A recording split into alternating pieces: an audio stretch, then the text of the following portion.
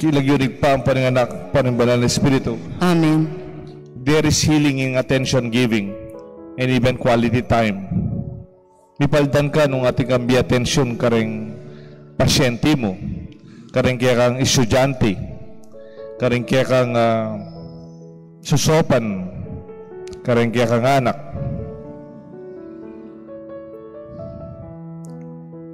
Jesus listened and gave time to the deaf mute. Totoo naman po ita, po takating kasakit kayong balugbog, lalo na po tanganak ka, ka talaga makapagsalita kagad. Bala mo, our capacity to speak is dependent on capacity to hear. Gusto ita, Dr. Net, ne? So when children cannot hear, usually they cannot speak.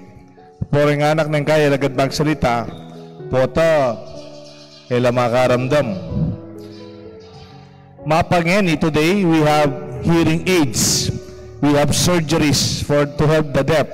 We also have sign language to communicate with the deaf and the mute. But during Jesus' time, the deaf and the mute must be isolated and imprisoned in their dire situation. Kanita po wala pang operasyon, wala pang hearing aid, wala pang masyadong sign language.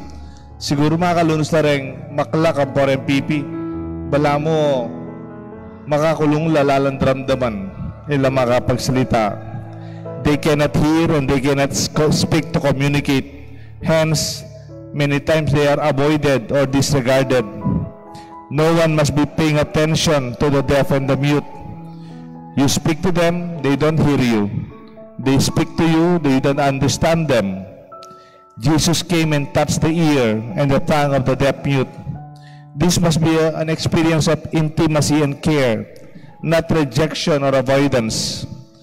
Jesus took the deaf mute by himself.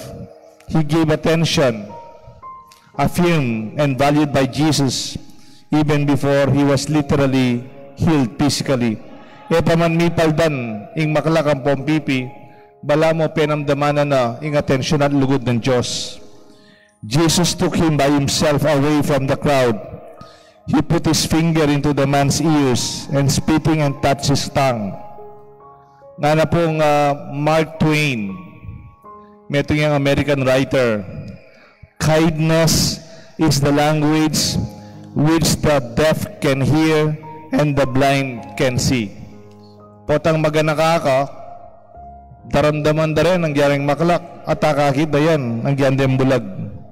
The deaf mute experiences isolation and discrimination as an everyday thing in his life.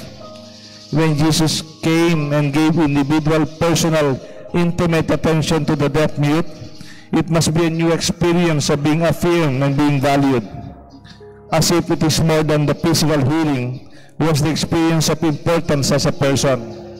Dakalapureng anak ngeni, pantunanday kalinga, kaya katang atensyon at pamakiramdam.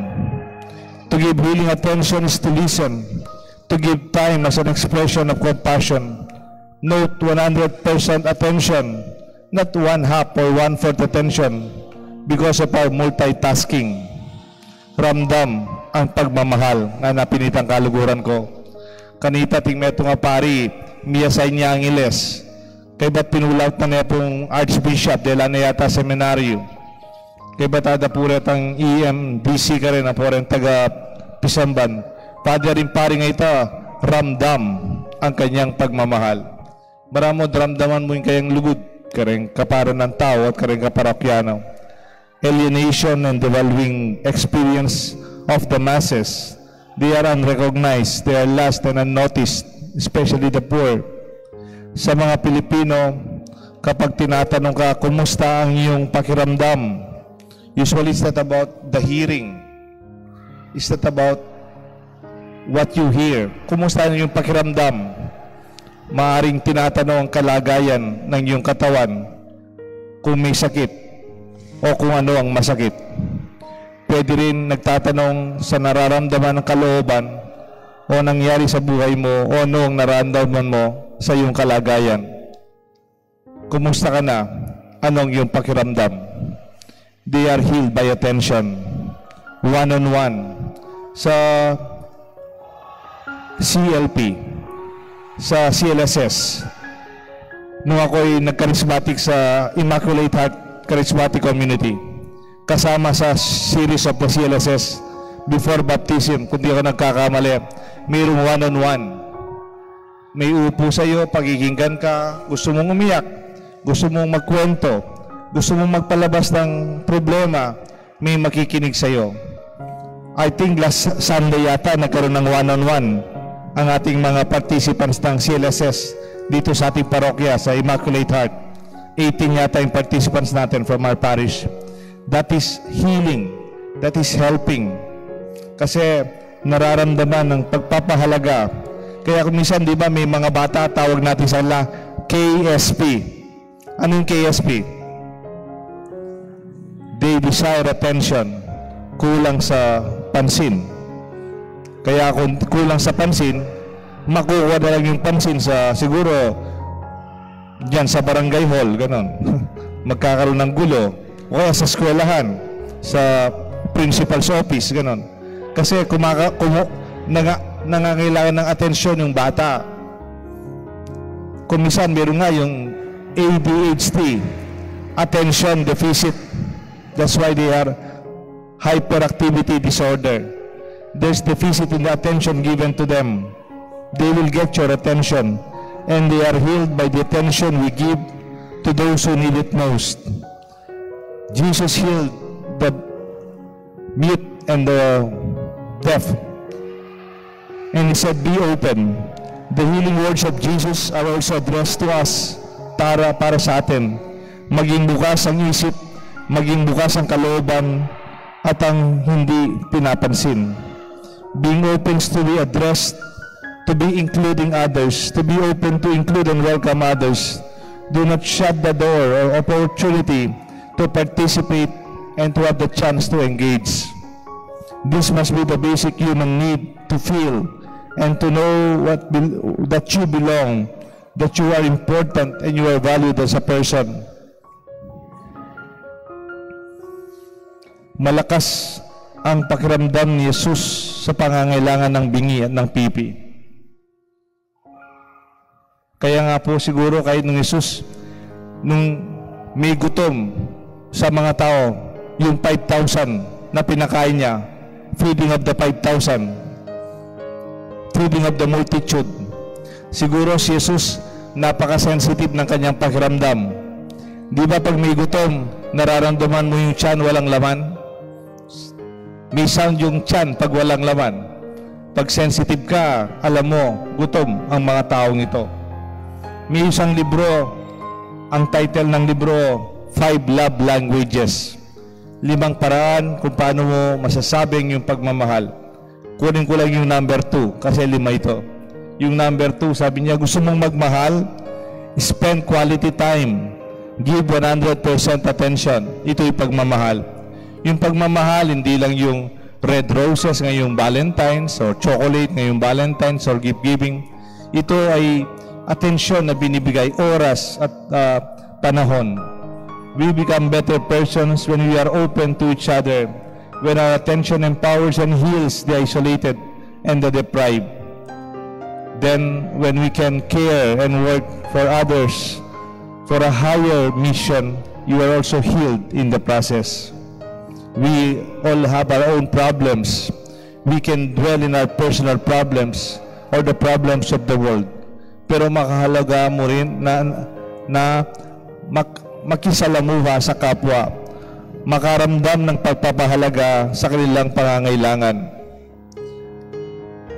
Nung nasa seminaryo pa ako, may mga seminarista nagpupunta sa mga barangay. Kasama po ako.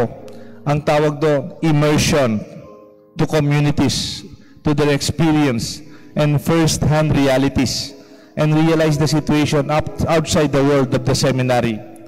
When we give attention to others, we are also healed. A simple experience of a friend complained about his body pains and was discussing his plans to consult a doctor and take medications if needed. Suddenly, his mother was diagnosed with positive COVID case. He took care of his mother and volunteered to stay with his mother in the hospital. When I talked to him, he never mentioned about his body pains. He was talking about his mother's condition and medication. He was asking for prayers and healing for his mother. He never talked about his own pain. Nung kaibigan ko, nagko-complain sa sakit niya. Nung nagka-COVID yung nanay niya, nakalimutan yung sakit niya. Ang atensyon niya, nagpunta sa nanay niya. Wala na sa sarili. Maging malakas ang ating pakiramdam. Pakiramdam is sensitive and to be observant to the needs of the other. Maring di sinasabi, parang pipe, maraming di natin narinig. But the noticing sign that is not obvious, but you communicate a message. Kahit walang sinasabi, pero pinababatid ang gustong sabihin. Mayroong isang doktor, psychiatrist siya. Ang pangalan niya, Dr. Cornelio Banaag. He said, it is therapeutic to refocus the attention from self to the other to a wider need.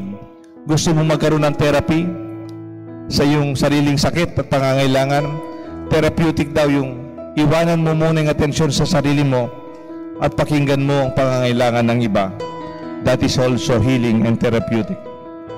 Pakiramdam is reading the situation and sensing the condition as part of pakiramdam. This includes patience in waiting for the gradual unfolding of the message. Kaya masakit kapag sinasabihan na wala kang pakiramdam. It's quite equivalent to being insensitive, numbness to the realities around the person.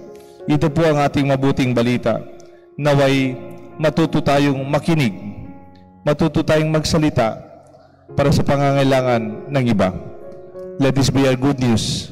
Let our healing attention be part of our ministry in our church. Kilig-unig pa ang Panginoon, panimbalan ng Espiritu. Amen.